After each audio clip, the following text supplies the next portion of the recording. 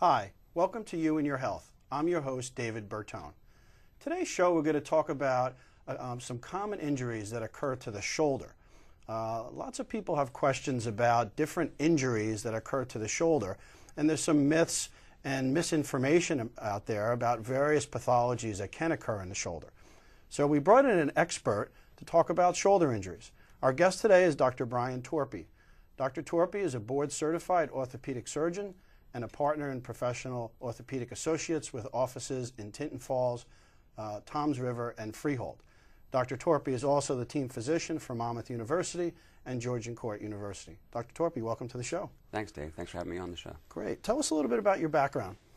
Well, as you mentioned, I'm an orthopedic surgeon. I grew up in the Washington, D.C. area, actually. Okay. And then I went to college down in North Carolina at Wake Forest, and then ultimately medical school back in Washington at Georgetown University.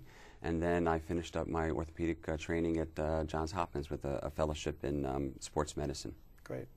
Excellent. And you're practicing Professional Orthopedic Associates. How long have you been there?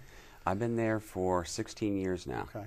And I came up after I finished my training at Johns Hopkins. I wound up marrying a Jersey girl. Okay. Brought me back to New Jersey, or brought me to New Jersey, and I started with professional orthopedics then, and I've been there ever since. Very happy. Excellent.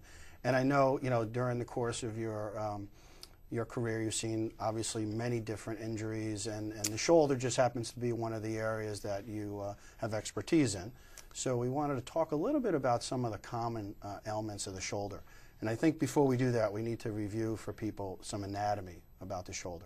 Yes. So if you can talk to us about what the shoulder is all about and what some of the parts are, certainly, that would be great. Maybe grab our little model here. Okay. Let me get this off the stand. There you go.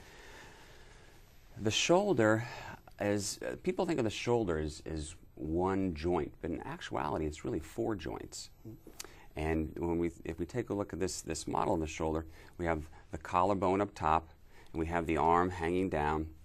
We have the shoulder blade, which I'm turning here, and then we have the socket where the ball in from the humerus or the arm bone touches the shoulder blade.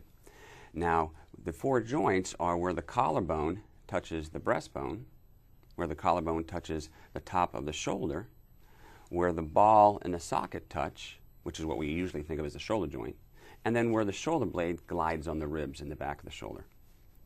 So those are the bones that make up the shoulder.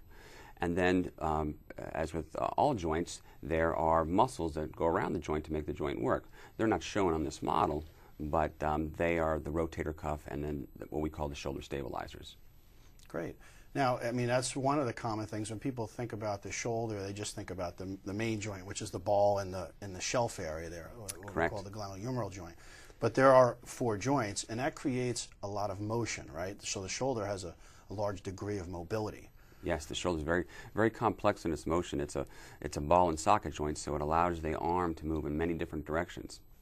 The shoulder itself is basically designed to have so much motion so that it can allow you to move your hand and get your hand to your mouth, so that it can assist you in feeding. That's where the design came from. Now, these again, people hear about the rotator cuff in the news all the time. Right. What is the main function of this group of muscles? We know that there is a group of those, and there's four different muscles that make this cuff. Correct. Now, some people misuse the terms and say rotator cuff and things like that, but what are the importance of these muscles, and why are they so injured? Well, the rotator cuff muscles are located around the shoulder. There's one in the front, and then there's one basically up top in this little hollow in the back of the shoulder blade, and then there's two that are on the back of the shoulder blade. And they come from where they're located, and they head towards the front of the ball, and they wrap around, and they form a cuff as they hook onto the ball, similar like the cuff of your shirt. And what happens is those muscles, when you need to lift your arm up, when you need to lift it and start to raise it away from your body, then those muscles are what initiate that motion. They help keep the ball snug in the socket, and they allow you to turn your arm in and out.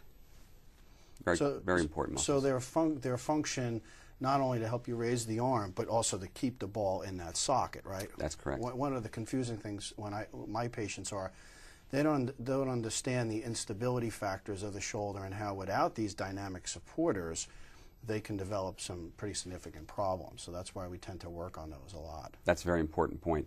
One of the things that that we know helps the shoulder out tremendously is to have the muscles toned and have the muscles strengthened so that they will help support keeping that ball in the socket. That's why physical therapy and exercise is important in keeping the shoulder in good shape. Great.